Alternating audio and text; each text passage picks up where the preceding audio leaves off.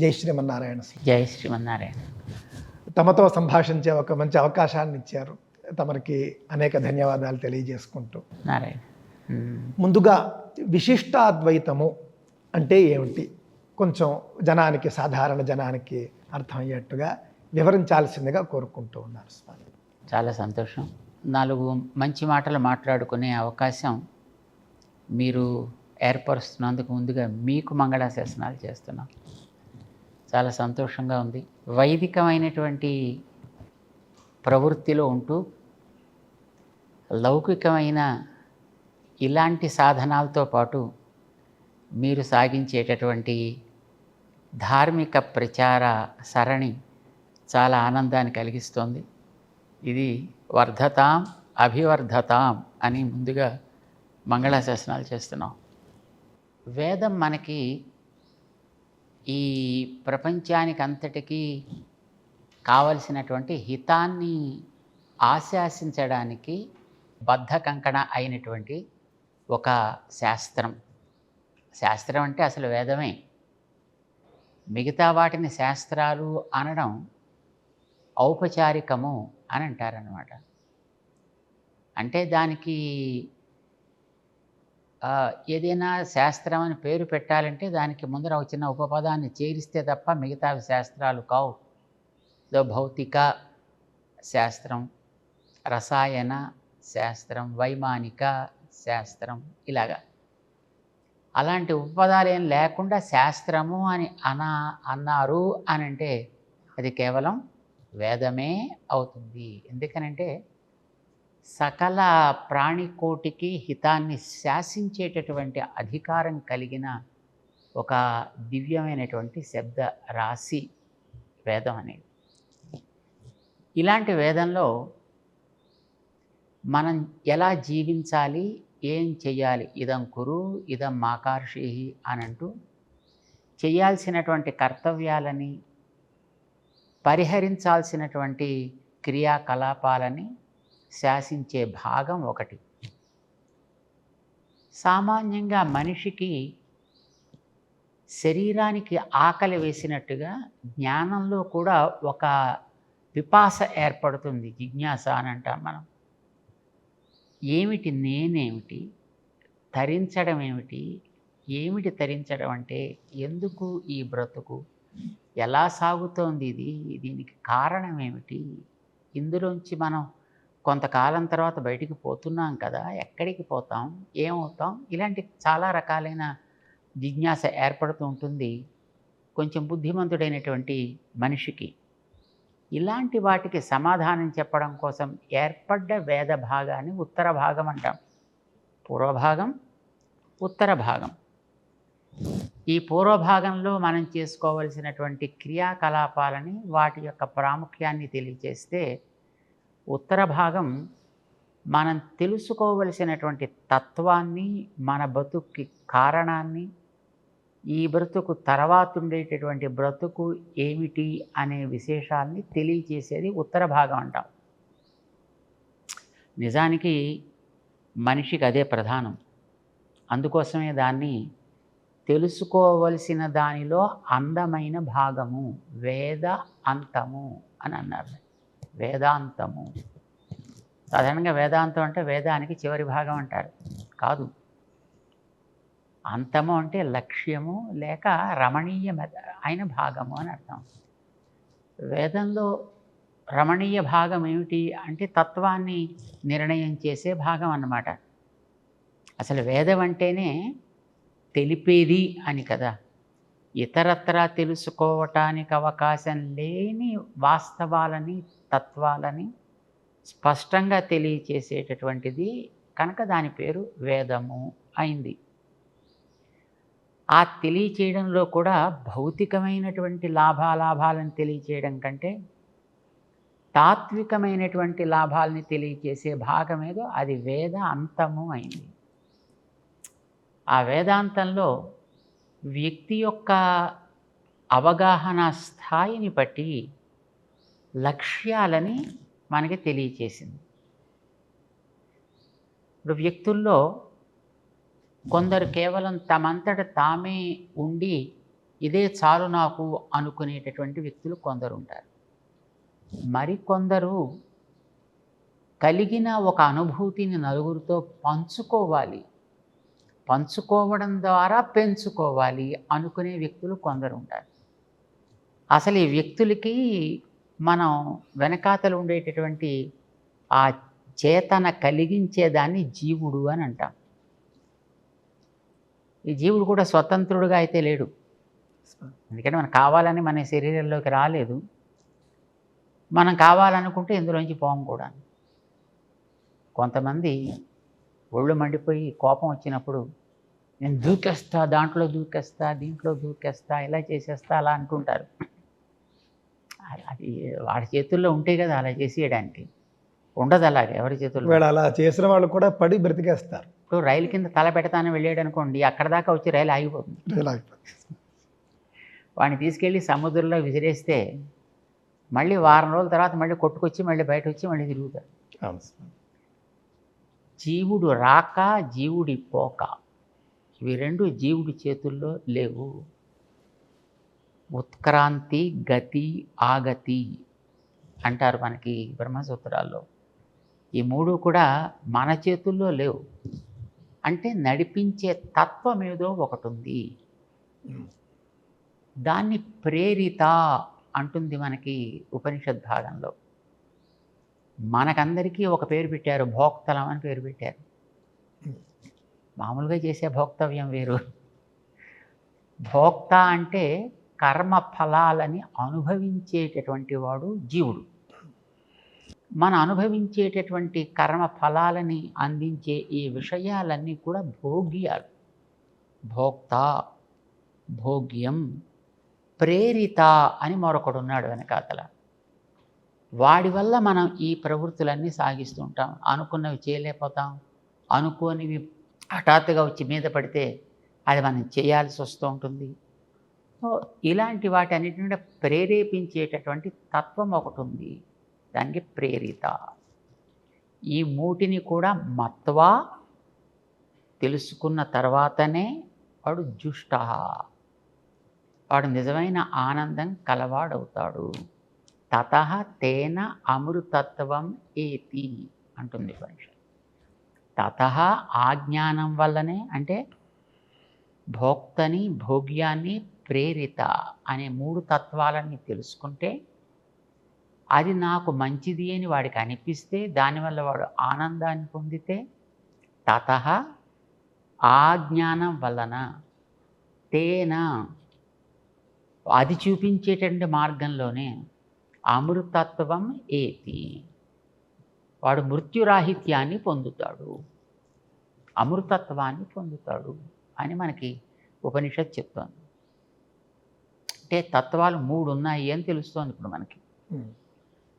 ఒకటి జీవులు, మనందరం రకరకాల శరీర ధారణ చేసినటువంటి జీవవర్గం అంతా ఒకటి, ఒక తత్వం. ఇప్పుడు ఈ జీవవర్గానికి వాళ్ళ కర్మని బట్టి పరిణమించేటటువంటి దేహాల వల్లనే దేవ, మనుష్య, తిర్యక్, స్థావర అని ఈ 4 రకాలైనటువంటి వర్గాలు ఏర్పడుతున్నాయి. ఈ ఏర్పడేటటువంటి దేహాలు ప్రకృతి వల్ల ఏర్పడతాయి. ఆ ప్రకృతిలో పాక విశేషం చేత శరీరాల్లో మార్పులు వస్తాయి. అది దేవదేహాలైనా అంతే, మానవ దేహాలైనా అంతే, తిర్యక్ దేహాలైనా అంతే, స్థావర దేహాలైనా అంతే. దీనికి అంతటికీ కూడా పంచభూతాత్మక ప్రకృతి అని పేరు పెట్టారు. ఇది ప్రకృతి, మన దేహాలన్నీ వికృతులు. సో వీటన్నిటికీ అది కారణం, ఆ ప్రకృతి అనేది. అది ఒక తత్వం, అది మార్పు చెందుతూ ఉంటుంది. జీవుడు తను మార్పు చెందడు.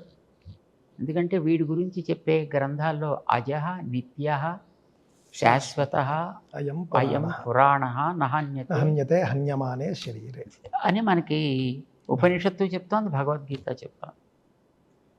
సో ఈ జీవుడికి మార్పు అనేది ఉండదు, కానీ వీడి జ్ఞానంలో మాత్రం పరిణామం కలుగుతూ ఉంటుంది. జ్ఞానంలో మార్పులు వస్తాయి.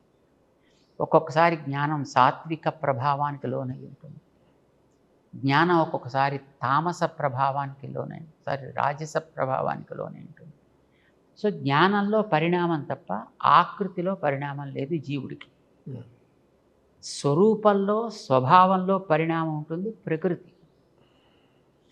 ఈ రెండు రకాల మార్పులు లేకుండా సర్వము తన యొక్క స్వేచ్ఛ చేత నడిపించేటటువంటి తత్వం భగవత్తత్వము అని అంటాం.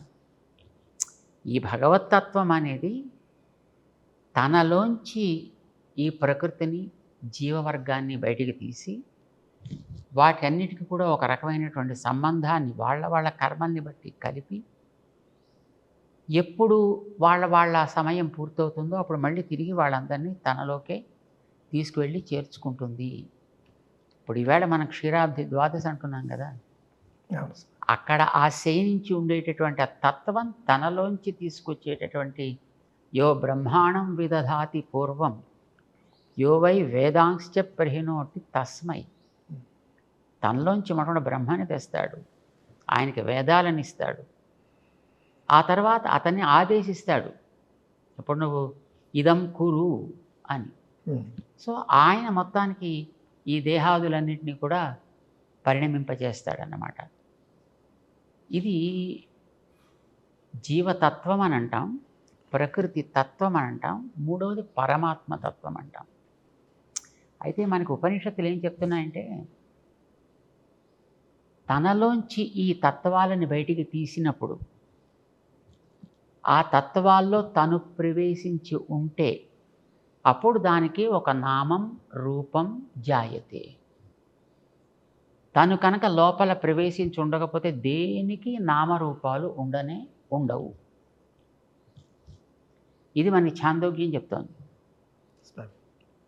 సో భగవంతుడు అనేవాడు రెండు రకాల దశల్లో ఉంటాడు. ఒకటి కారణ దశ అని అంటాం. కారణ దశలో మొత్తం ఈ ప్రకృతిని అంతటిని, ఈ జీవరాశిని అంతటిని అతి సూక్ష్మమైనటువంటి రూపంలో తన లోపల దాచుకుని ఉంటాడు. అది కారణ దశ అని అంటాం. సమయం వచ్చినప్పుడు సో కామయత బహుశ్యాం అని ఒక సంకల్పం చేస్తాడు.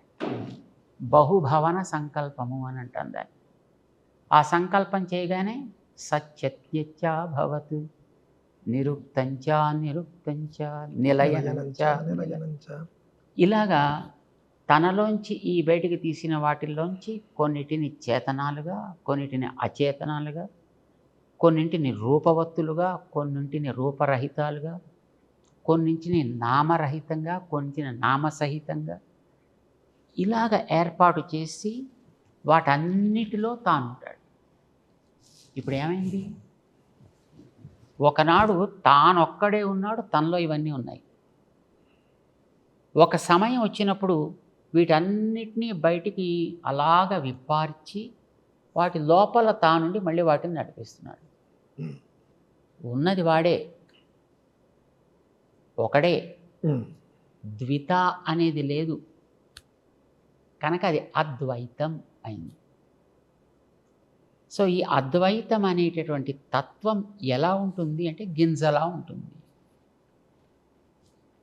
మనం చిక్కుడు గింజ చూసామనుకోండి, అది గింజ జస్ట్ ఒకటి మనం ఇలా కోసినా అలా కోసినా అందులో ఏం కనపడదు, పౌడర్ తప్ప. కానీ నేలలో వేసి దానికి ఒక పద్ధతి ప్రకారం కనుక దాన్ని పెంచితే అందులోంచి తీగలు వస్తాయి, ఆకులు వస్తాయి, పువ్వులు వస్తాయి, కాయలు వస్తాయి, రంగులు ఉంటాయి, వాసనలు ఉంటాయి, రుచులు ఉంటాయి. ఇవన్నీ గింజలోంచే వచ్చాయి, కానీ గింజలో మనకు కనిపించవు. లేవని అనలేము, లేనివి దాంట్లోంచి బయటికి రావు. అలా వచ్చేటైతే చిక్కుడు గింజ వేస్తే అంత మనిషి పిల్లలు పుట్టాలి, రారు. ఏ మనం సంస్కారాలతో అది ఉంటుందో అవే అందులోంచి బయటకు వస్తాయి. మనం చెట్టు కింద చూసేటటువంటి ప్రతి దాంట్లోనూ ఆ చిక్కుడు తనం ఉంటుంది, కానీ ఇదంతా ఒక దాంట్లోంచి వచ్చింది. తేడా ఏంటంటే ఈ గింజకి మళ్ళీ పైకి తెచ్చిన దాన్ని తనలోకి తీసుకోగలిగే శక్తి లేదు. కానీ భగవంతుడికి ఇది భూత్వా భూత్వా ప్రలీయతే అని భగవద్గీతలో చెప్పినట్టుగా వీటన్నిటినీ సమయం వచ్చినప్పుడు బయటికి తీస్తానాయా, మళ్ళీ సమయం అయిపోతే మళ్ళీ వాటన్నిటిని నాలోనే దాచుకుంటా అన్నాడు భగవద్గీతలో 8లో. అలాగా బయటికి తీసి వాటిల్లో ఉన్నాడు. ఇప్పుడు అలా ఉన్నాడు. ఇప్పుడు అలా బయటికి తీశాడు, మనమంతా బయటకు వచ్చాం దాంట్లోంచి. ఇదివరకు మనమంతా ఉన్నాం కానీ ఆయనలో ఉన్నాం. ఆయన పైనుండి మనం లోపల పెట్టుకున్నాడు. ఇప్పుడు ఏం చేశాడు, మనని పైకి తీసి దాని లోపల ఉన్నాడు. ఇప్పుడు మనం కనిపిస్తున్నాం. ఇప్పుడు ఆ ఆకారం వేరు, ఈ ఆకారం వేరు, ఆ ఆకారం వేరు, ఆ ఆకారం వేరు. సో మనం చూసే కోట్లాది ఆకారాలన్నీ ఇప్పుడు పైకి వికసించిన ఆకారాలు, వీటిల్లో తానున్నాడు. కనుక ఇది కార్యదశ అంటాను. కార్యదశలోనూ వీటితోటే ఉన్నాడు ఆయన, కారణ దశలోనూ వీటితోటే ఉన్నాడు ఆయన. కారణ దశలో సూక్ష్మమైనటువంటి చిత్తు, అచిత్ అంటాం, జీవులు, ప్రకృతి. సూక్ష్మ, చేతన, అచేతన, విశిష్టము. విశిష్టం అంటే కలిసి ఉన్నది. ఇది దండం అంటాం కదా, ఈ దండము వస్త్ర విశిష్టముతో కూడి ఉంది అని అర్థం. కూడి ఉండుట. ఈ వస్త్రము ఒక వర్ణ విశిష్టము, రంగుతో కూడి ఉంది అని అర్థం. విశిష్టం అంటే కూడి ఉండడం అని అర్థం. సూక్ష్మ రూపంలో ఉండే చేతనాలతో, అచేతనాలతో కూడి ఉండేవాడు ఒక్కడు, అద్వైతము. అది కారణం. అప్పుడు విశిష్టమే, చేతనాచేతన విశిష్టం, కానీ సూక్ష్మ దశ ఆపన్నమైనవి.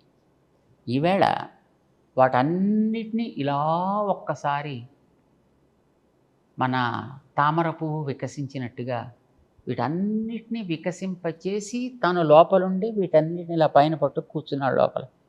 తనే చేస్తున్నా. ఇప్పుడు మన ద్వారా ఇలా ప్రవర్తిస్తున్నా అంటే ఈ లోపల ఉండి, నాలో ఉండి ఇలా ప్రవర్తిస్తున్నాడు, మీలో ఉండి అలా ప్రవర్తిస్తున్నాడు, వాళ్ళలో ఉండి షూట్ చేయిస్తున్నాడు, ఇంకొకళ్ళలో ఉండి అబ్జర్వ్ చేయిస్తున్నాడు. సో వాడే ఇన్ని రూపాల్లో ఇవాడిలా ఉండి తనలోంచి బయటికి తీసి వాటిలో తానుండి పని చేస్తున్నాడు. ఇది స్థూల రూపం. స్థూల రూపం పొందిన చేతన, అచేతన, విశిష్టము. అది ఒకడే తత్వం, అద్వైతం. సో కారణము అద్వైతమే, కార్యము అద్వైతమే. కారణము విశిష్టమే, కార్యము విశిష్టమే. విశిష్టమైన అద్వైతము. ఒక్కడే బ్రహ్మ. ఎప్పుడూ చేతనాచేతనాలతో కలిసి ఉంటాడు. ఒక్కొక్కసారి కారణం అంటాం, ఒక్కొక్కసారి కార్యం అంటాం.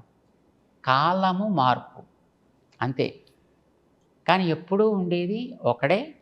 వీటితోటి ఎప్పుడు కలిసే ఉంటాడు. కనుక కార్యానికి కారణానికి తేడా లేదు. గింజకి చెట్టుకి తేడా ఉందా? లేదు. కానీ అవస్థాభేదం ఉంది కాలాన్ని బట్టి. గింజ ఉన్నప్పుడు చెట్టు ఉండదు, చెట్టు ఉన్నప్పుడు గింజ ఉండదు. కార్యం ఉన్నప్పుడు కారణం ఉండదు, కారణం ఉన్నప్పుడు కార్యం ఉండదు. కానీ కార్య కారణములకి అభేదము. కార్యము విశిష్టం, కారణంచే విశిష్టం. చేత విశిష్టం విశిష్టం, విశిష్ట అద్వైతం. చాలా అద్భుతంగా భగవద్గీతను, ఉపనిషత్తులను కూడా క్రోడీకరించి జనసామాన్యానికి అర్థమయ్యేట్లుగా అద్భుతంగా సెలవిచ్చారు స్వామీజీ. నేడు విశిష్టాద్వైత, అద్వైత, ద్వైత అనేటటువంటి 3 మతాల్లోనూ కూడా సామాన్యంగా కనిపించే అనేక అంశాలు చాలా ఉన్నాయి స్వామీజీ. అందులో ముఖ్యంగా నేను గమనించింది, ముగ్గురు కూడా ఈ త్రిమతాల్లోనూ ఉన్నటువంటి ఆచార్యులు, పరివ్రాజకాచార్యులు సన్యాసులైనప్పటికీ కూడా సన్యాసానంతరం కూడా కన్న తల్లికి నమస్కరించి గౌరవించడం అనేది ఉంది స్వామీజీ. కానీ కన్న తండ్రికి నమస్కరించడం నేను చూడలేదు, 3 మతాల్లోనూ చూడలేదు. కానీ కన్న తల్లికి మాత్రం ఎంత ఉన్నత స్థాయిలో ఉన్న జగద్గురువులైనప్పటికీ కూడా ముగ్గురికి ఉంటుంది ఉమ్, నమస్కారాన్ని స్వీకరించే అర్హత. ఒకటి దేహాన్ని ఇచ్చినది కనుక తల్లి, ఉమ్, రెండవది జ్ఞాన జన్మనిచ్చినవాడు కనుక ఆచార్యుడు, గురువు. మూడవది కారణతత్వం కనుక నారాయణుడు. ఈ ముగ్గురికి మాత్రం నమస్కారాన్ని స్వీకరించేటటువంటి స్థితి ఉంటుంది. ఎల్లప్పుడు వాడికి నమస్కారం చేసేటటువంటి అర్హత ఇదే ఈ యతి అయినటువంటి వ్యక్తికి ఉంటుంది. అంటే సాధారణంగా సర్వసంగ పరిత్యాగం చేసినప్పటికీ కన్న తల్లిని మాత్రం ఎల్లప్పుడూ అంటే సాధారణంగా ఒక గమ్మత్తు ఏంటంటే స్వామీజీ, నేను చాలామంది యతీశ్వరుల దగ్గర చూసింది, పూర్వాశ్రమంలో తల్లిదండ్రులు ఇద్దరు ఉంటారు. తల్లి తండ్రి వచ్చిన తర్వాత తండ్రి యతికి నమస్కరిస్తాడు, యతి తల్లికి నమస్కరించడం అనేది ఉంది. ఈ గమ్మత్తు మన హిందూ ధర్మం లోపల ఉన్నటువంటి 3 మార్గాల్లోనూ కూడా కనిపిస్తూ ఉన్నది. వైదికులందరూ దీన్ని గౌరవిస్తారు, దీన్ని గమనిస్తూ ఉంటారు. తమరి మత సంబంధం లేకుండా వైదికులైన వాళ్ళు ఎవరైనా ఈ నియమాన్ని ఆదరిస్తారు స్వామీజీ. ఇదంటే ఈ యొక్క అనేక వ్యక్తులు మత భేదాలు అనుకున్నప్పటికీ కూడా సార్వత్రికంగా అందరూ అంగీకరించే వాటిలో ఇది కావచ్చు, గోవుల్ని కావచ్చు. తమరి గోశాలు చూశాను నేను, 600కు పైగా గోవులు ఉన్నాయి. గోవులు అంటే అందరికీ ఇష్టమే. అదేవిధంగా వేదములు అందరికీ ఆమోదము, అదేవిధంగా సప్రామాణికం. ఇంకా వేదం లేనిదే అసలు ఎవరు మాట్లాడడానికి. ఆదౌ వేదాః ప్రమాణము.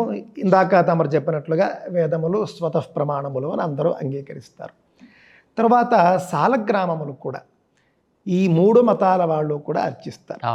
సాలగ్రామ సన్నిధి అనేటటువంటిది క్షేత్రము, 12 ఉంటే క్షేత్రము అనేది అందరూ ఆమోదించేది. సాలగ్రామ యొక్క మహిమ కాస్త తమరి నోటి నుండి వినాలనిపిస్తాం.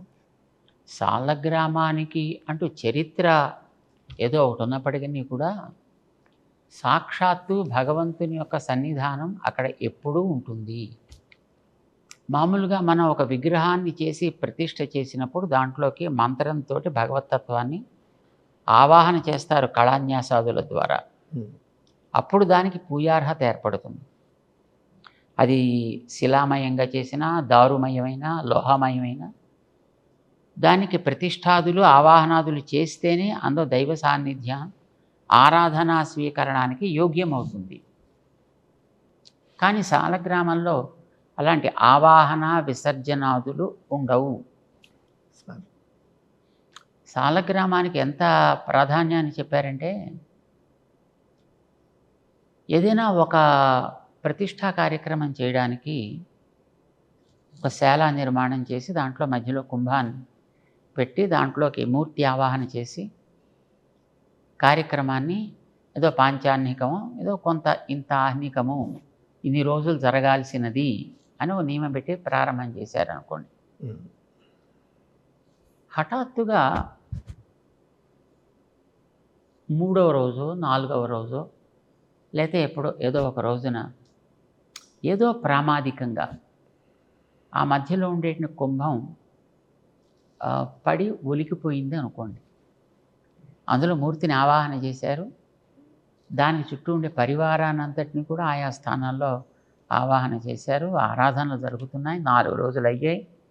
ఇంకొక రోజులో ఉద్వాసన చెప్పి దాన్ని తీసుకువెళ్ళి మూర్తిలోకి న్యాసం చేయాల్సిన సన్నివేశంలో 4వ నాటి ఏదో ఒక సమయంలో ఏ రాత్రో ఎప్పుడో ఏ పిల్లో మరొకటో.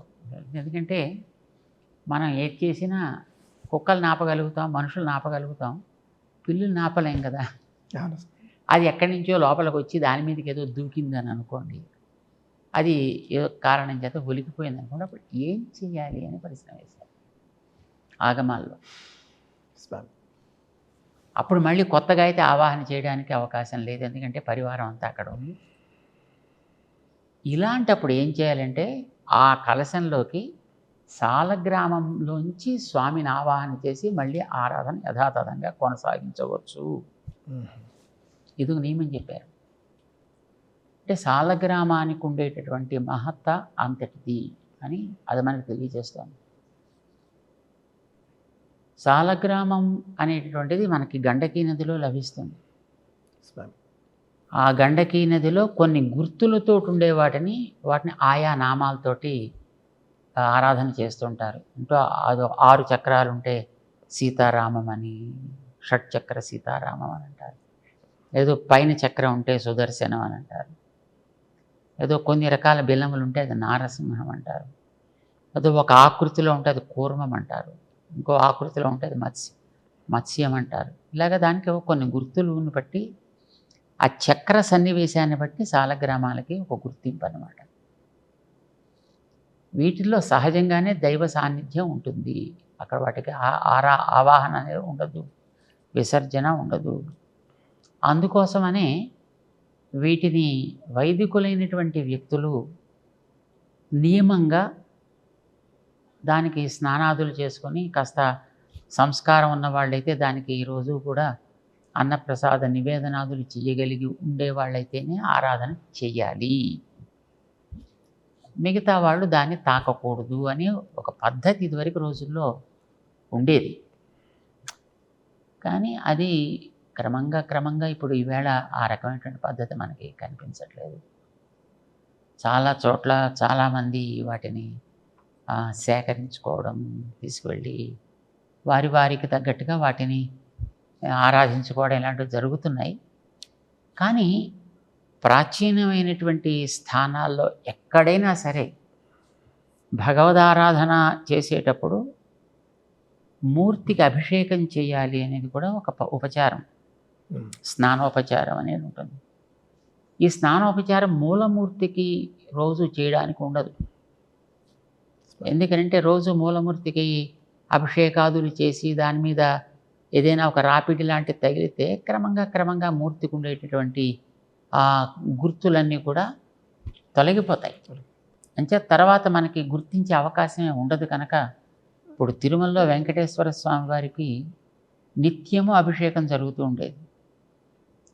బట్ 1000 ఏళ్ల క్రితం రామానుజాచార్యుల వారు అక్కడ నియమాల్ని ఏర్పాటు చేసేటప్పుడు ఇది దైనందిన అభిషేకాలు కనుక జరిగినట్లయితే మళ్ళీ కళ్ళు, ముక్కు, చెవి ఇవేమి తెలియవు, మూర్తికి ఆ రకమైనటువంటి గుర్తింపు లేకుండా పోతుంది. కనుక ప్రతి శుక్రవారం మాత్రమే అభిషేకం చేయవలే అని ఒక నియమాన్ని ఏర్పాటు చేశారు. రోజు అభిషేకం చేసేటటువంటిది సాలగ్రామ శిలామూర్తికి మాత్రమే చేస్తారు. చేత ఆ తీర్థాన్ని మనకి ఆలయాల్లో మనం తీసుకునేటటువంటి చరణామృతంగా దాన్ని ఇస్తుంటారనమాట. సో సాలగ్రామానికి ఉండేటువంటి గొప్పతనం అది. అయితే దానికి అక్కడ గండకీ నది తీరంలో లభించే వాటికి అక్కడేవో కొన్ని కథలు చెప్తూ ఉంటారు. అక్కడ ఏదో రురు అనేటటువంటి ఒక దేవత భగవంతుణ్ణి కోరుకుని ఆ భగవంతుణ్ణి నిరంతరం తన గర్భంలో పెట్టుకోవాలి అని కోరుకుంటే ఆవిడికి గండకిగా ఉండేటటువంటి వ్యవస్థను చేసి భగవంతుడు సాలగ్రామ మూర్తిగా అందులో ఉంటూ ఆవిడ కోరికను తీర్చాడు. ఆ తర్వాత ఎవరో ఒక అసురుడు భగవంతుడిని ప్రార్థన చేస్తే ఆయన మీద కలిగినటువంటి దయతోటి నువ్వు ఏ శిలలో దాన్ని కోరిక దానికి చక్రాల కింద ఏర్పాటు చేస్తావో దాన్ని నా మూర్తిగా నేను స్వీకరిస్తాను అతనికి ఒక వరం ఇచ్చినట్టుగా మనకి అక్కడ కొన్ని ఇతిహాసాలు దొరుకుతున్నాయి. సరే, ఇప్పుడు ఇలాంటి ఇతిహాసాలని మనం పెద్దగా ప్రామాణికము అని అనుకోవడానికి లేదా వాటిని కాదు అనడానికి కానీ మనకు అవకాశం లేదు. కానీ దీనికి ప్రాచీనంగా మన వాళ్ళు అన్ని ఆలయాల్లోనూ కూడా మన దివ్యదేశాలు అని భావించేటటువంటి పెద్ద పెద్ద క్షేత్రాల్లో కూడా ప్రతిరోజు అభిషేకం చేసి సాలగ్రామ మూర్తిని దాని శ్రీమూర్తి అని అంటుంటారు. ఆ శ్రీమూర్తికి అభిషేకం చేసి తీర్థాన్ని అందరికీ కూడా అందివ్వడము అనేటటువంటి ఒక పద్ధతిగా వస్తుండేటువంటి విషయం. దాన్ని సాక్షాత్తు దైవంగానే మన వాళ్ళు స్వీకరించి ఆరాధన చేస్తుంటారు. చాలా అద్భుతంగా చెప్పారు స్వామీజీ. ఇందులో కార్తీక మహాత్మ్యంలో కూడా క్షీరాబ్ది ద్వాదశి నాడు సాలగ్రామ దానాన్ని చాలా విశేషంగా చెప్పడం జరిగింది. అసలు ఏ వివాహంలో అయినా జరిగే దానాల్లో సాలగ్రామ సాలగ్రామ దానం కూడా ఉంది కదా. గోదానం, భూదానం, హిరణ్యదానం, సాలగ్రామదానం. పాపం చాలామంది తెలియక తమరన్నట్లుగా సాలగ్రామను ఇంట్లో పెట్టుకుని వాళ్ళు సరిగ్గా ఆచారం పాటించలేక పూజాదులు చేయలేని పక్షంలో ఇంట్లో కొంత అశాంతి, అనారోగ్యాలు, దుఃఖాలు మొదలైనటువంటివి కనిపిస్తూ ఉన్నాయి స్వామీజీ. అంటే సాలగ్రామను ఇంట్లో ఉంచుకొని రోజువారీ అభిషేకాలు, అర్చనలు, తులసీ దళ సమర్పణ మొదలైనటువంటివి లేని వాళ్ళు చాలామంది ఉన్నారు. కొంచెం అలాంటి వాళ్ళకు కూడా తమరు ఒక ఉపదేశం. అంటే చాలామంది సాలగ్రామాన్ని ఒక ప్యాషన్గా, దాని యందు ఒక అభిమానంతో సేకరించి ఉంచుకోవడము ఆరాధనలో అనేది ఒక వాళ్ళకు ఉండేటువంటి ఒక అభిలాషాన్ని బట్టి వాళ్ళు అలా చేస్తూ ఉంటారు. సాధారణంగా సాలగ్రామాన్ని అట్లాగా సేకరించుకున్న వాళ్ళు ఆరాధనలో చేర్చకుండా దాన్ని కేవలం అట్లాగా ఒక ఎగ్జిబిటింగ్ పీస్ కింద మాత్రమే పెట్టుకుని అట్టే పెట్టుకుంటే నో ఇష్యూస్. కానీ దానికి ఆరాధన అంటూ ఆరంభం చేసిన తర్వాత నియమబద్ధంగా కనుక చేయకపోతే దానివల్ల మనకి దోషాలు సంక్రమించేటటువంటి అవకాశం ఉంటుంది. అలాంటివి ఎప్పుడైనా ఉన్నవాళ్ళు చేసేటటువంటి అలవాటు, యోగ్యత ఉన్నవాళ్ళని గుర్తించి అలాంటి వాళ్ళని పిలిపించుకుని వాళ్ళ ద్వారా చేయించుకుని తద్వారా తన లాభాన్ని పొందొచ్చు. ఒకవేళ అట్లాంటి అవకాశం లేకపోతే వాటిని ఏదైనా ఒక ఆలయంలో ఇచ్చి ఆలయంలో జరిగేటువంటి వాటితో పాటు నిస్తే అలాంటి వ్యవస్థ కనుక చేస్తే అది చాలా మంచిది. అది వాళ్ళకి ఇందాక మీరన్నట్టుగా తెలియకుండా వచ్చేటటువంటివి ఏవైనా కొన్ని ఇబ్బందులు ఉంటాయి. మనకి అన్ని వసతులు చుట్టూ ఉంటాయి, అన్ని రకాల సౌకర్యాలు ఉన్నాయి, కానీ అనుకున్న పని మాత్రం చేయలేకపోతుంటాం. అవును. సో ఏ రకమైనటువంటి ఆహారాదిల్లో లోపాలు ఉండవు, కానీ ఆరోగ్యం మాత్రం ఉండదు. సో ఇలాంటివి కొన్ని అశాంతులు సహజంగా కుటుంబాల్లో కొన్ని చోట్ల మనకు కనిపిస్తూ ఉంటాయి. ఇలాంటివో కొన్ని కారణాలు ఉంటాయి. అది చేయవలసింది సక్రమంగా చేయకపోవడము, లేకపోతే పితృదేవతల విషయంలో చేయాల్సినటువంటి శాంతులు లాంటివి సక్రమంగా చేయకపోతేను, వాటి ప్రభావం చేత మనకి తెలియకుండానే అన్ని సౌకర్యాలు, అన్ని వనరులు, వసతులు ఉన్నా అనుకున్న వాటిని మనం సవ్యంగా సాధించలేకపోతుంటాం. సో అలాంటప్పుడు వీటిని గమనించుకుని వీటిని ఇక్కడ సవరించుకోగలిగితే చాలా క్షేమం. అయితే వాళ్ళకి ఏదో పూజ అంటూ చేసుకోవాలని కోరిక ఉంటుంది కనుక ఒక విగ్రహాలు లాంటిది పెట్టుకుని చేసుకోవడంలో తప్పైతే ఏం లేదు. అవును స్వామి. కానీ సాలగ్రామం అనగానే దానికంటూ ఒక ప్రత్యేక నియమం ఆల్రెడీ ఇదివరకే విధివిహితమై ఉంది కనుక ఉన్న దానిని మనం మానినట్టు అవుతుంది చేయకపోతే. దానివల్ల దోషాలు ఏర్పడతాయి. బాగుంది స్వామి. ఇది అందరూ గ్రహిస్తే బాగుంటుంది. శాస్త్రం ఏం చెప్పినా కూడా మన శ్రేయస్సును కోరి చెబుతుంది, మన హితాన్ని కోరి చెప్తుంది, మన హితాన్ని కోరి చెబుతుందని అందరూ అర్థం చేసుకుంటే బాగుంటుంది. ఇందాక తమరి ఆశ్రమంలో ఉన్నటువంటి వాళ్ళు కొందరు మాట్లాడుతూ కొన్ని దివ్య దేశాల్లో తమరు శివాలయాలను కట్టించారు అని చెప్పి తెలియజేశారు. ఇది సాధారణంగా తక్కువ మందికి తెలుసని నేను అనుకుంటున్నాను. దాని వెనక ఏదైనా ఒక ఇతిహాసం కానీ ఏమైనా ఉంటే తెలియదు. మనం చెప్పడం, మేము చేయడం అనేది ప్రధానం కాదు. మనకి చారిత్రకంగా కొన్ని వేల సంవత్సరాల నుంచి ఆలయ సంప్రదాయం అనేది దాక్షిణాత్యుల దగ్గర నుంచి వచ్చింది. మనకి ప్రాబబ్లీ దేశంలో అన్ని వైపులకి కూడా, ప్రపంచంలో ఎక్కడైనప్పటికీ కూడా దక్షిణ దేశం మనకి ఆలయ ఆరాధనా పద్ధతులకి మూలస్థానం. అలాంటి చోట్లనే ఎన్నో చోట్ల దివ్య దేశాల్లో విష్ణువాలయంతో పాటు అక్కడ శివాలయం కూడా ఉండడం, ఆయనకి ఈయనకి మంచి మైత్రి ఉన్నట్టు కూడా మనకి ఇతిహాసాలు మనకి చెప్తున్నాయి. మీకు ఉదాహరణకు ఒకటి చెప్తా. ఆల్మోస్ట్ మన దక్షిణపు అంచు దగ్గర, అంటే సుమారుగా ఒక 30 కిలోమీటర్ల కన్యాకుమారి నుంచి కొంచెం పైకి వస్తే అక్కడ కురంగ నగరి అని ఒక ఊరుంది. తిరుకురుంగుడి అని అంటారు దాన్ని. అక్కడ నంబి పెరుమాళ్ అంటారు ఆయన్ని. 5 స్వరూపాల్లో ఉంటాడు అక్కడ. ఆరాధనలు అందుకుంటూ ఉంటాడు. నించున్న రూపంలో, కూర్చున్న రూపంలో, పడుకున్న రూపంలో, కొండ మీద ఉండేటటువంటి మరొక రూపంలో ఇలాగా ఉంటాడనమాట. పంచనంబి క్షేత్రము అని అంటారు దాన్ని. దాంట్లో కింద ఉండేటటువంటి స్థానంలో స్వామికి ఈశాన్యపు స్థానంలో, మనకి ఈశాన్య స్థానం పరమశివుడి యొక్క స్థానం. అవును స్వామి. ఆ స్థానంలో శివుడికి శివ పిరాన్ అంటారు అక్కడ. ఆయనకి ఒక సన్నిధి ఉంది. అక్కడ ఒక ఆచారాన్ని ఏర్పాటు చేసి పెట్టారు రామానుజుల వారు. పెరుమాళ్ళకి ఆరాధన ఆరంభం చేసే ముందర పెరుమాళ్ళు అర్చకులకి ఒక ఆదేశాన్ని ఇస్తాడు. నమ్ పక్కం నిన్నార్కు ఎల్లాం నన్రాహ ఇరికిరదో, అంటే మా మిత్రుడు మా పక్కన ఉండేటటువంటి స్వామి అక్కడ ఉన్నాడు శివుడు, ఆయనకి అన్ని సౌకర్యాలు సక్రమంగా ఉన్నాయా లేదా కనుక్కురండి అని పెరుమాళ్ళ దగ్గర తన ఆరాధనను ఆరంభించడానికి ముందు ఆయన ఇచ్చే ఆదేశం. సో అప్పుడు అక్కడి నుంచి అర్చకులు బయలుదేరి శివ సన్నిధానానికి వచ్చి అక్కడ పెరుమాళ్ళ యొక్క ఆజ్ఞని విన్నవిస్తారు. అక్కడ ఎల్లాం సుసంపన్నం అని అక్కడ ఉండే అర్చకులు చెబితే మళ్ళీ ఈ అర్చకుడు వచ్చి స్వామి దగ్గర విన్నవిస్తాడు. అప్పుడు తన ఆరాధనని ఆరంభం చేసుకుంటాడు. అక్కడ ఏదైనా కొరత కనుక ఉన్నట్టయితే ముందు ఆ కొరతని తీర్చి ఆయనకి సౌకర్యం ఏర్పడిన తర్వాత అప్పుడు తన ఆరాధన చేసుకుంటాడు. బాగుంది సార్. ఇది ఏదో కొన్ని కారణాల చేత ఆ మధ్య కాలంలో ఎవరో ఇదేంటి విష్ణు ఆలయంలో శివుడు ఉండడం ఏమిటి, ఇది తగదు అని అందులోంచి తీసేసి బయటికి పెట్టేశారు. దాని మీద ఏదో కొన్ని రకాలైనటువంటి కేసెస్ జరిగాయి, సుప్రీంకోర్టు దాకా వెళ్ళింది. తర్వాత మళ్ళీ దాన్ని అక్కడే పునర్నిర్మాణం చేయాలనే తీర్మానం జరిగింది.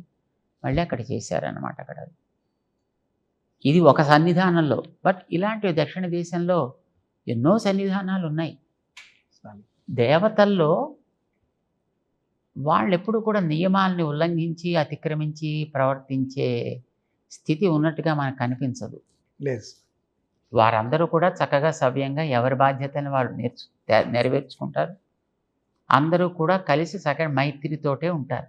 అంతే. ఎటొచ్చి వాళ్ళ భక్తవర్గం ఉంటుంది, వీరవర్గం. వీళ్ళంతా వీరులు.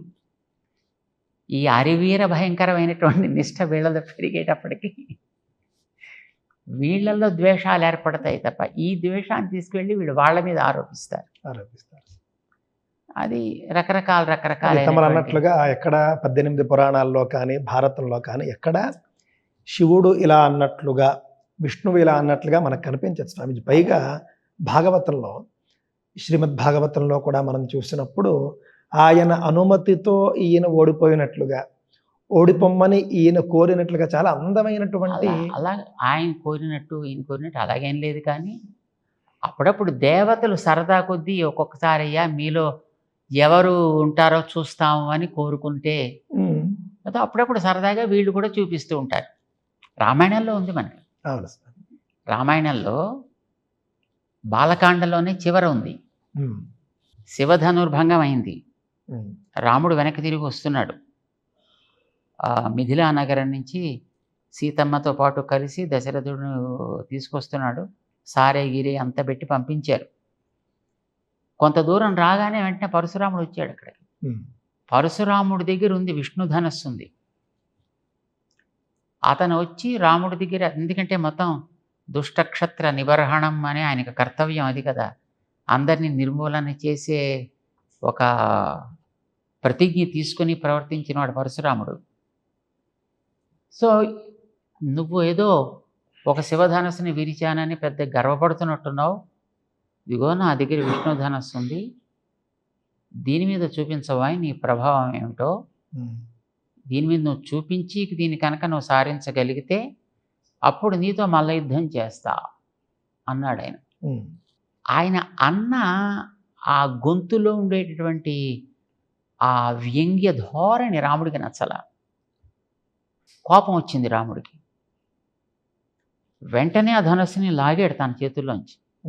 దాంతోపాటు అతను ఒక ఆవేశ అవతారం పరశురాముడు అనేది. అతని మీద భగవచ్చక్తిని మొట్టమొదట కొంత ఆరోపించి అతని ద్వారా జరగాల్సిన పనులు జరిపించాడు. కానీ ఇప్పుడు ఇతను హద్దు దాటి ప్రవర్తించేటప్పటికీ ధనస్సుతో పాటు అందులో ఉండే శక్తిని కూడా మొత్తం లాగేసుకున్నాడు. ధనస్సుని సారించి అతనికేసే గురి పెట్టాడు. ఉమ్, నీ కాళ్ళు తీసేస్తానన్నాడు.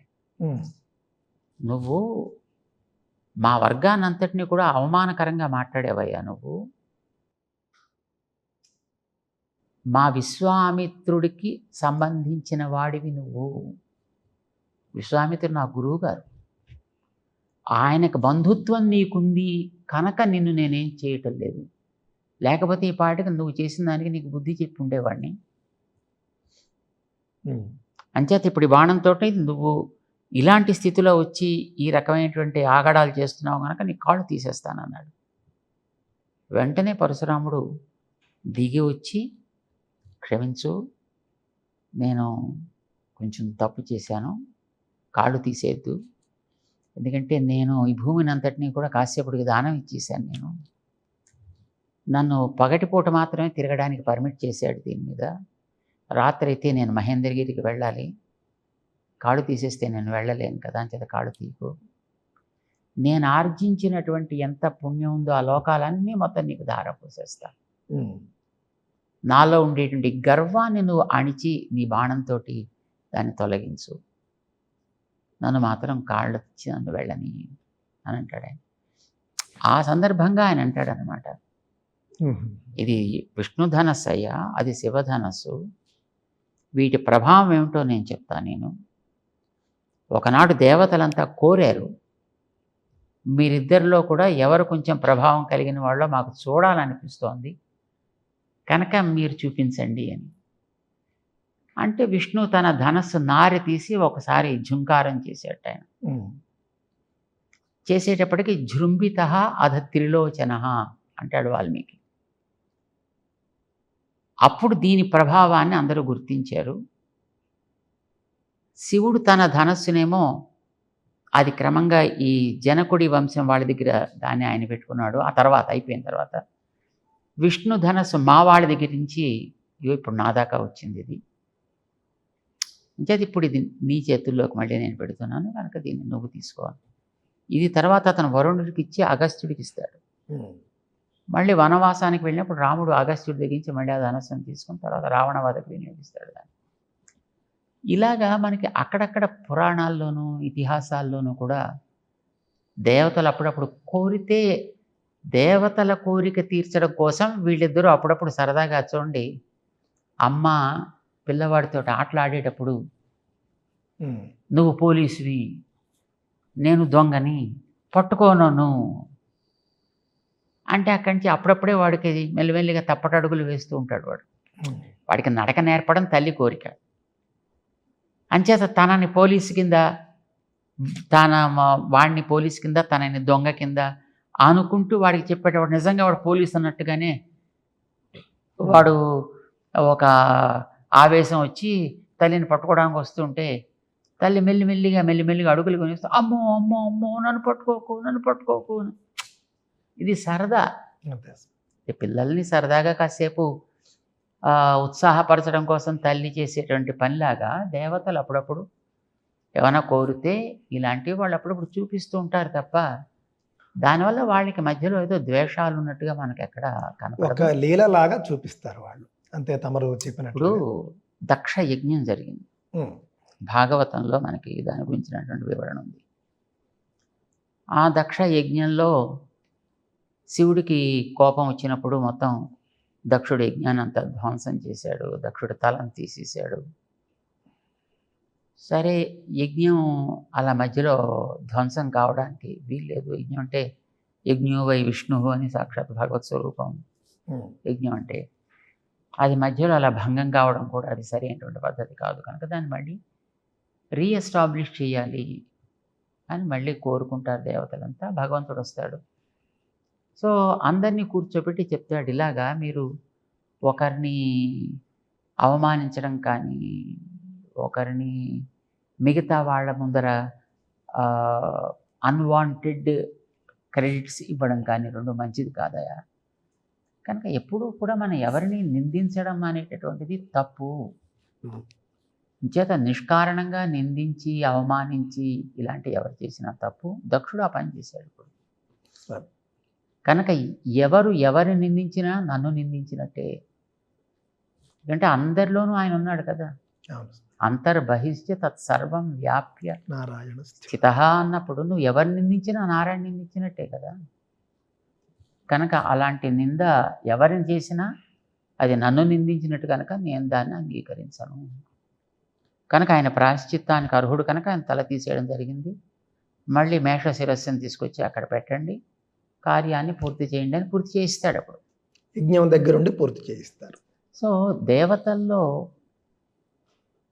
అప్పుడప్పుడు వాళ్ళలో రాజసిక తామసిక ప్రవృత్తులు ఏర్పడ్డప్పుడు కోరిన కోరికలని వాళ్ళు దేవతలు కనుక సరే కాసేపు వాళ్ళని ఉత్సాహపరచడం కోసం దగ్గరుండే పరివారం భగవంతుడు చేసిన లీలలే తప్ప వాళ్ళల్లో వాళ్ళకి ఎప్పుడు కూడా విద్వేషాలు అనేవి ఉండవు.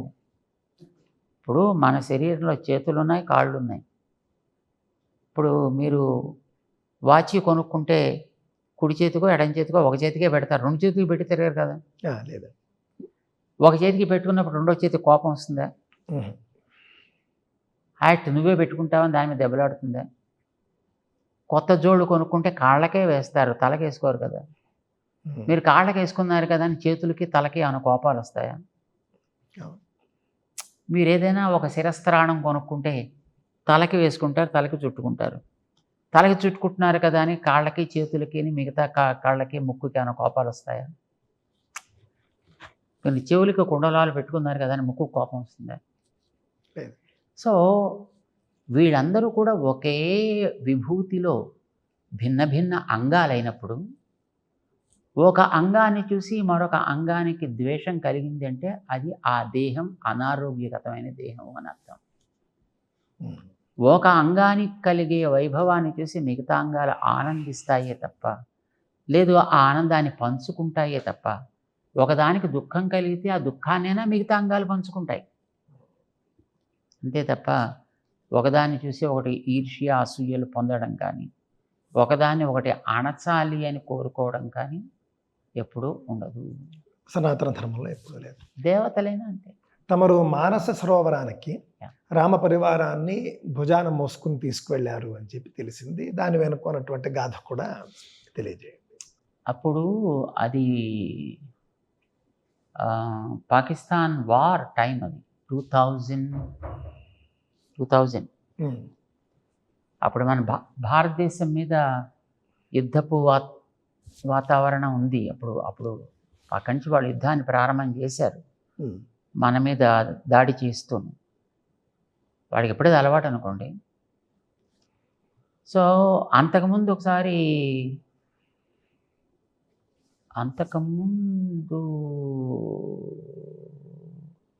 కార్గిల్ వార్ జరిగింది. అవును సార్. సో కార్గిల్ వార్ బాగానే జరిగింది, బాగానే మన వాళ్ళు వచ్చారు. ఇది మళ్ళీ దాని తర్వాత జరిగింది ఇంకోసారి. సో ఆ వాతావరణంలో ఒక శాంతి ఏర్పడాలి. యుద్ధ వాతావరణంలో శాంతి ఏర్పడాలంటే సంహారకర్త శివుడు, దానికి మళ్ళీ తగినటువంటి ఆలోచనని సృష్టించాల్సిన వాడు బ్రహ్మ, రక్షించాల్సిన వాడు విష్ణువు. కనుక మూడు తత్వాలు పనిచేయాలి. బ్రహ్మగారి యొక్క మానసంలోంచి ఏర్పడ్డది మానస సరోవరం. అందుకని దానికి మానస సరోవరం అని పేరు. దానికి బ్రహ్మగారి మనస్సులోంచి ఏర్పడ్డటువంటి సరస్సు అది. దాంట్లోంచి తర్వాత ఏర్పడ్డ ధారలే మనకి గంగాది ధారల కింద మొత్తం భూమి అంతా వ్యాపించాయి అని మనకి రామాయణమే తెలియజేస్తుంది బాలకాండలో. సో మానస సరోవరం అక్కడ ఉంది, కైలాస శిఖరం పక్కనే ఉంది. సరే విష్ణువు మా దగ్గరే ఉన్నాడు. అంచేత మనం అక్కడికి వెళ్ళి ఏదైనా ఒక కార్యాన్ని చేస్తే మంచిది అని అనిపించి ఇప్పుడు మానసరోవర యాత్ర అని పెట్టుకున్నాం. మానసరోవరం దగ్గరికి వెళ్ళి అక్కడ చిన్న బ్రహ్మయజ్ఞాన్ని చేసాం. అక్కడ ఆ సరస్సు తీరంలోనే.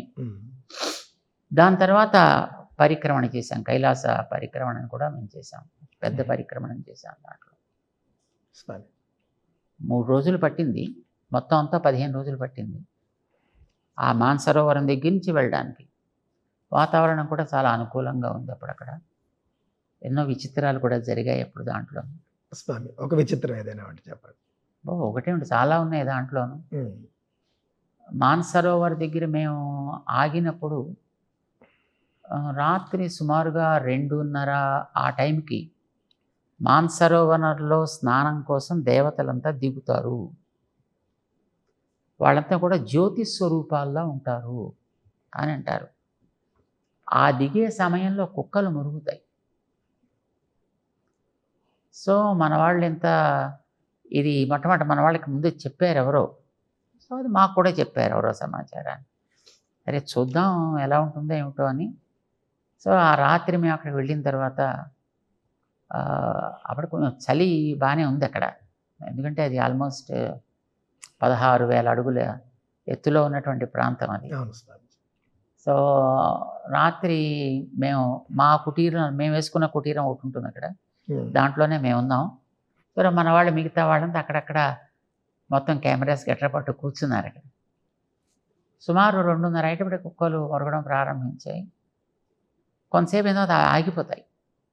అవి ఆ జ్యోతి స్వరూపాలు లాంటివి నీటిని టచ్ కాగానే ఇవి ఆగిపోతాయి. సరే చూద్దామని మేము కూడా అప్పుడు అక్కడికి వెళ్ళామన్నమాట. దాన్ని మన వాళ్ళు వీడియో తీశారు. అలా జ్యోతి స్టార్స్ లాగా ఉంటుంది అది. ఆ స్టార్స్ కింద దిగేటప్పుడు అలా నేలగా వచ్చి నీళ్ళలో పైన కొంచెం పెద్దగా కనిపిస్తాయి. కిందకి రాగానే చిన్నగా అయిపోయి నీళ్ళలో కలిసిపోతాయి అన్నమాట. దాన్ని మన వాళ్ళు వీడియో కింద తీశారు. దాన్ని మానసరోవర్ పరిక్రమణ చేసిన మొదటి వీడియో మందే. అంతకుముందు ఎవరో కొందరు పిక్చర్స్ కింద తీసి ఆ పిక్చర్స్ని జూమ్ ఇన్ జూమ్ అవుట్ లాగా చేస్తూ పెట్టారు మన వాళ్ళు యూట్యూబ్లోనే కూడా దేంట్లోనో.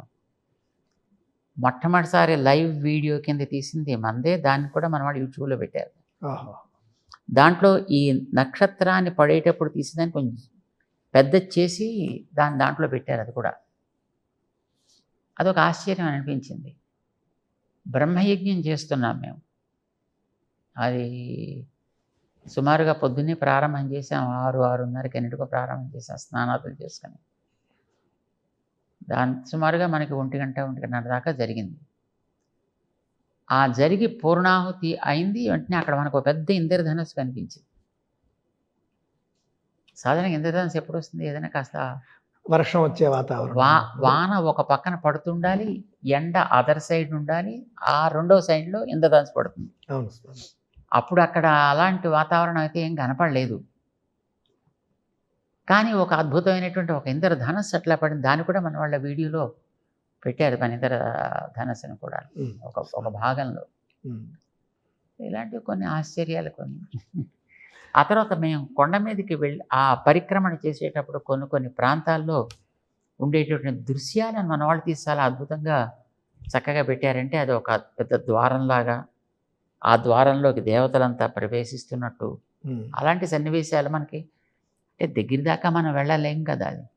అది ఎక్కడో పైన అంటే అక్కడికి సుమారుగా మళ్ళీ ఇంకొక మేము అనుకోవడం ఒక 3-4 వేల అడుగుల ఎత్తులో ఇంకా ఎక్కువ ఎత్తులోనే ఉంటుందేమో అని అనుకుంటాను. అది ఆ పర్వతం ఆకృతిలా ఉంటుంది కదా, ఆకృతి పై భాగంలో.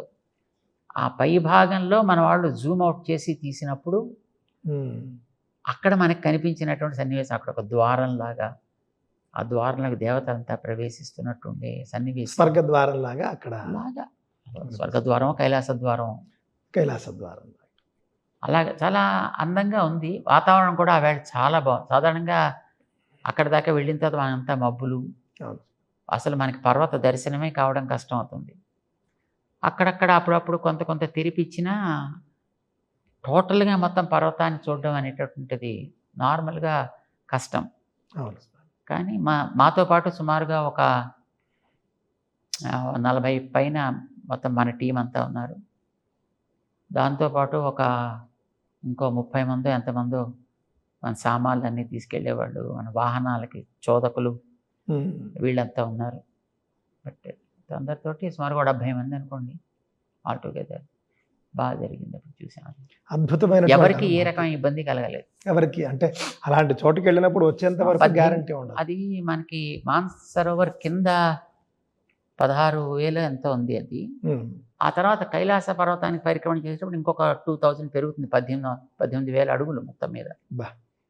దూరం వెళ్ళిన ఎవరికి ఇబ్బంది కానీ గాలి అందదు ఒక్కొక్కసారి. ఆస్మా లాంటివి, ఆక్సిజన్ అందక జరిగే ఇబ్బందులు అవి ఉంటాయి. కానీ అలాంటివి ఏం లేకుండా అంత హాయి. అందరూ చక్కగా మేము మానసరోవరంలో హాయిగా స్నానాలు చేసాం. స్నానం మర్నాడు పొద్దున చక్కగా అందరి చేత స్నానాలు చేయించి, మన వాళ్ళు అందరి చేత తర్పణాలు అవి చేయించి, సో అవన్నీ కూడా చేయించారు. చాలా బాగా జరిగింది కార్యక్రమం. అది ఆ తర్వాత మనకి ప్రధానమైనటువంటి పర్పస్ ఏంటంటే ఆ యుద్ధ వాతావరణం శాంతించాలి, అందరికీ సుఖం కలగాలి. అది చైనా బార్డర్. అది అక్కడ టిబెట్లో ఉంటుంది ఇది. అది అప్పట్లో చైనా వీసాతోనే వెళ్ళాల్సి వచ్చేదేమో. చైనా వీసా అంటే టెంపరీగా ఇస్తారు అక్కడ. ఆక్రమిత చైనా, చైనా ఆక్రమిత టిబెట్, అది ఆ బార్డర్లో ఉంది. సో అక్కడికి వాళ్ళు కూడా వస్తుంటారు. వాళ్ళ మిలిటరీ ఉంటుంది అక్కడ. వచ్చి వాళ్ళు అప్పుడప్పుడు అడుగుతూ ఉంటారు, ఎవరు మీరు, ఏంటి, ఎందుకు వచ్చారు. సో వాళ్ళంతా చూశారు. మొట్టమొదటి కొంచెం హడావిడి చేశారు, you can't do anything here అన్నట్టుగా. తర్వాత వాళ్ళు కూడా కొంచెం మన ఆకారాలు, మన బొట్లు గిట్లు, మన వేషాలు చూసి వీళ్ళెవరు టెర్రరిస్టులు కాదు అని అనుకుని మన కార్యక్రమాన్ని ఏం ఇబ్బంది లేకుండా జరగనిచ్చారన్నమాట. వాళ్ళు చాలా అద్భుతమైనటువంటి విషయాలు, అద్భుతమైనటువంటి అనుభూతులు పంచుకున్నారు. తమరి ఆశ్రమంలో చూసినప్పుడు స్వామీజీ మైత్రాయణీయ శాఖ వేదంలో విశేషంగా ఇప్పటి వరకు 42 మంది మైత్రాయణీయ శాఖ వేద పండితులు తయారయ్యారు అని చెప్పి తెలియజేశారు మన వాళ్ళు. మొత్తం దేశం మొత్తం మీద ఇప్పటి వరకు ఒక 52 మంది మైత్రాయణీయ శాఖ వేద పండితులు ఉన్నారు. 100 మంది దాకా ఉన్నారు. 100 మంది దాకా ఉన్నారు. అందులో సగం మంది ఇక్కడ నుండే తయారై వెళ్ళారు అనేది. 70 మంది దాకా మన దగ్గర తయారయ్యారు. 70 మంది తయారై వెళ్ళారు. అంటే ఈ మైత్రాయణీయ శాఖతో తమకు ఉన్నటువంటి అనుబంధం ఏమిటి? అంటే అది లోపించింది, బాగా తక్కువగా. వేదం అనేది వేద పురుషుడు అంటా మనం. స్వామి దాంట్లో మనకి ఒక భాగం ప్రధానం, ఒక భాగం అప్రధానం అనేది ఉండదు. అంటే వేదాక్షరాణి యావంతి పఠితాని ద్విజాతిభి, ప్రతి అక్షరక్షరం కూడా భగవత్ స్వరూపమే. అంచేత అది ఋగ్వేదమా, యజుర్వేదమా, సామవేదమా, అథర్వ, లేక ఇంకొక శాఖ, ఆ శాఖ, ఈ శాఖ అని, ఈ శాఖ అయినప్పటికీ కూడా మన ఉద్దేశం వేదం సమగ్రంగా సురక్షితంగా ఉండాలి అని. ఈ శాఖ తక్కువగా లోపించేట్టుగా ఉందని ఒక ఆయన ఉండేవాడు మొత్తాన్ని ప్రపంచంలో. ఒక ఆయన ఉండేవారు. ఆయన కూడా నాసిక్లో ఉండేవారు. 1992 ప్రయాగ్రాజ్లో ఒక వేద సమ్మేళనం జరిగింది. మొట్టమొదట మా పెద్ద గురువు గారు పెద్దజీరి స్వామివారు అంటారు. ఇప్పుడు వారు 1973లో రామలీలా మైదానం న్యూఢిల్లీలో అఖిల భారత వేద విద్వత్ సమ్మేళనం అని చేశారు. ఆ వేళ మొత్తం మన దేశంలో ఉండేటటువంటి పండితులు అందరినీ కూడా పిలిపించారు. ఇప్పుడు మన కంచి పెద్దవారి దగ్గర అన్నాదురై అయ్యంగార్ అని ఒక ఆయన ఉండేవారు. పేరు ఉన్నారు ఎప్పుడైనా? సో ఆయన్ని ప్రధానంగా పెట్టి ఆయన ద్వారా మొత్తం ఎక్కడెక్కడ ఎవరెవరు ఉన్నారో మొత్తం అందరినీ కూడా పిలిపించారు. ఆ వేళటికి సుమారు 2500 మంది కంటే వేద పండితులు అసలు ఎక్కువ లేనే లేరు. 73 నాటికి. అదృష్టం కొద్దీ ఇప్పుడు వేల మంది ఉన్నారు. ఇప్పుడు చాలామంది ఇప్పుడు తయారవుతున్నారు కూడా. అంటే ఒక నమ్మకం, అంటే మనం వేదం చదివి జీవించగలము అనే నమ్మకం ఏర్పడింది. ఆవేళ ఆ చేసినటువంటి రామలీలా మైదానంలో ఇప్పుడు వేద పండితులు అంటే స్వయం పాకులు ఉంటారు, నిత్యాగ్నిహోత్రులు ఉంటారు. వాళ్ళకి ఆ వ్యవస్థ కావాలి, అది ఉంటేనే వాళ్ళు రాగలుగుతారు, లేకపోతే రాలేరు. అంచేత రామలీలా మైదానపు గ్రౌండ్లో పెద్ద నుయ్యి తవ్వించారు. అప్పుడు నుయ్యి తవ్వడానికి పర్మిషన్ ఇచ్చారు అక్కడ గ్రౌండ్లో. చాలా పెద్ద నుయ్యి తవ్వించారు. కార్యక్రమం అయిపోయిన తర్వాత మొత్తం దీంట్లో ఉండేటువంటి మిగతా అంతా వేసేసి మొత్తం దాన్ని మళ్ళీ పూర్తి చేశారు దాన్ని.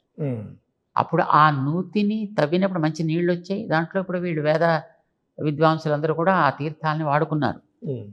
దానికి వ్యవస్థను ఏర్పాటు చేసి పెట్టారు. ఇప్పుడు దాంట్లో ఇప్పుడు మన ఆంధ్ర ప్రాంతమే తీసుకోండి. ఇప్పుడు దీంట్లో వైష్ణవులు ఉంటారు, ఉమ్, మళ్ళీ ద్రావిడులు ఉంటారు, 6000 నియోగులు ఉంటారు, మరి వైదికులు ఉంటారు. రకరకాలైనటువంటి శాఖల వాళ్ళు శాఖలు ఉన్నాయి. ఏ శాఖకి సంబంధించిన వాళ్ళు ఆ శాఖకి సంబంధించినట్లుగానే వ్యవస్థ కావాలి. ఉమ్, ఆహారాల్లోనూ మిగతా వాటిలోనూ వాళ్ళకి ఆ వ్యవస్థ కావాలి. స్వయం పాకం చేసుకునే వారికి స్వయం పాకం చేసుకోవడానికి కావాల్సినటువంటి వ్యవస్థ కావాలి. మరి ఆంధ్ర ప్రాంతం వాళ్ళ యొక్క పద్ధతి ఒక రకంగా ఉంటుంది, ద్రావిడ దేశం వాళ్ళ పద్ధతి వేరే ఉంటుంది. ఉమ్, మరి వాళ్ళు వీళ్ళల్లో మళ్ళీ ఆహారాదుల్లో కలవలేరు. మరి ఔత్తరాహులు ఉంటారు కొంతమంది, ఉమ్, వాళ్ళు మళ్ళీ వీళ్ళల్లో కలవలేరు. కనుక వైష్ణవ, స్మార్త, మధ్వ ఇలాగా ఏ ఏ పద్ధతి ప్రకారం ఉండేవాళ్ళకైనా ఆ పద్ధతి ప్రకారం వాళ్ళకి ప్రసాద వ్యవస్థ అంటే సాముదాయికంగా ఒక ప్రసాదం చేసి వాళ్ళకి దాన్ని అందించేటటువంటి పరివేషణం చేసే వ్యవస్థ కావాలి. స్వయం పాకం చేసుకునే వారికి దాన్ని అందించే వ్యవస్థ కావాలి. ఇవన్నీ అప్పట్లో మన పెద్దజీయర్ స్వామి వారు చేయించారు అక్కడ. ఉమ్, ఇదే పద్ధతిలో చేద్దాము అని అప్పట్లో విశ్వ హిందూ పరిషత్తు అశోక్ సింఘాల్ ఉమ్, అని దానికి హెడ్గా ఉండేవారు. ఆయన ప్రధాన బాధ్యత వహించి ఉమ్, ఆయన దీనికి అది చూసి ఇలా చేద్దామని ఈయన అనుకున్నారు. ఉమ్, అనుకుని ప్రయాగరాజులో ఏర్పాటు చేశారు 92లో, ఉమ్, 92, 93 దాని సమావర్తనానికి మమ్మల్ని పిలిచారు. ఉమ్, మేము వెళ్ళాం. అప్పుడు కార్యక్రమం చాలా బాగా జరిగింది, చాలామంది వచ్చారు. కార్యక్రమం పూర్తి అయిపోయిన తర్వాత ఈ అశోక్ సింఘాల్ మా దగ్గరికి వచ్చి, స్వామి ఇక్కడ ఒక పెద్ద విలక్షణమైనటువంటి ఒక వేద విద్వాంసుడు ఉన్నాడు, మీకు చూపిస్తా మీకు అభ్యంతరం లేకపోతే.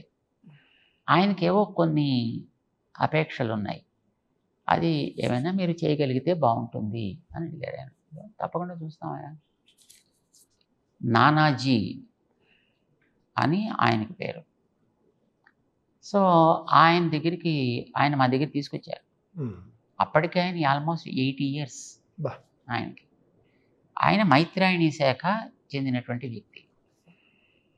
ఆయన దగ్గర చదువుకున్న వ్యక్తి ఒక్కడే, చిదంబరంలో ఉండేటటువంటి పరమేశ్వర దీక్షితులు. ఉమ్, ఆయన దగ్గర చదువుకున్నారు. సో ఆయన కూడా పరమేశ్వర దీక్షితులు అక్కడే ఉన్నాడు. ఆయన పిలిపించారు. ఆయన, ఉమ్, అయ్యా ఈ దేశంలో ఈ శాఖ నేను ఒక్కడనే ఉన్నాను, నా దగ్గర చదువుకున్నవాడు ఈయనొక్కడు, ఉమ్, ఇప్పుడు ఈయన ఎవరికైనా చెప్పవాయా అంటే, ఈ పరమేశ్వర దీక్షితుడు అని ఆయన తైత్తిరీయ శాఖలో కూడా ఆయనకి మంచి ప్రవేశం ఉంది. ఉమ్. తర్వాత అథర్వవేదం చదువుకున్నాడు ఆయన. వారు సప్తశాఖలు అధ్యయనం చేసినట్లుగా నేను విన్నాను. చేశారు. అంటే అన్నీ పూర్తిగా కాదు కానీ బట్ అన్ని అధ్యయనం పరిచయం ఉంది. సహజంగా అయితే ఆయన తైత్తిరీయ శాఖీయులే. అవును స్వామి. ఇది సంపూర్ణంగా సనాతన ధర్మంలో ఐక్యతను చాటడానికి చేసినటువంటి ఒక ప్రయత్నం, అంతే, అంతకు మించి ఇంకేం లేదు. చాలా సంతోషం. ఈ సందర్భంగా తమరి ఆశీస్సులు మరొకసారి కోరుకుంటూ అనేక సాష్టాంగ నమస్కారాలు. చాలా సంతోషం. లోకా సమస్త సుఖినో భవంతు. జై శ్రీమన్నారాయణ. జై శ్రీ.